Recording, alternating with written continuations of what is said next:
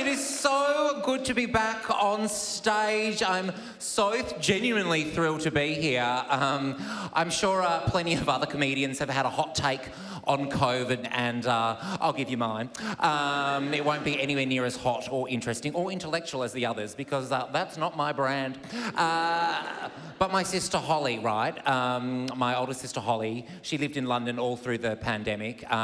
If Holly were a colour, she would be beige. And you can laugh, she's not here, you'd know the mood would be really low. And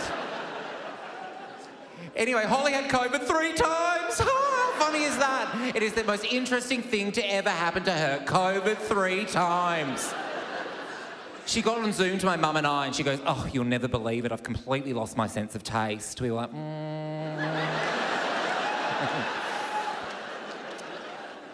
You've had COVID for 35 years then, babe. No, she's lovely. That's what you get for being the stable one in a very unstable household. You're boring. I have a boyfriend, his name is Jack. We've been together for 5 years. Oh, thank you, like, you're probably, I know, it's ages.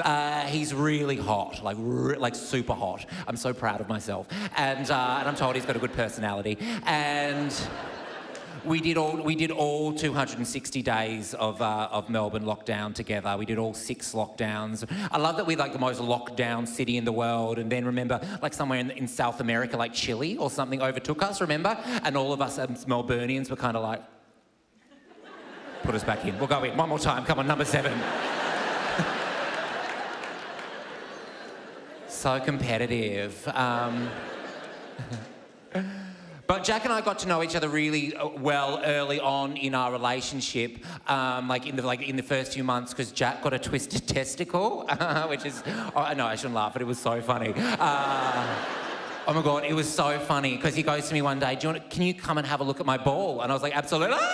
And it had blown up. It was so huge. And I'm one of those people that can fix anything. So I was like, I can fix that. So I go and get the deep heat, the Tiger Balm, and I start rubbing that on, then he's like, "What are you doing?" And it was so big and swollen that I had to carry it for him underneath. Like, if he wanted to go to the kitchen, I was like the world's gayest crab. I was like, "Come on, babe, let's go."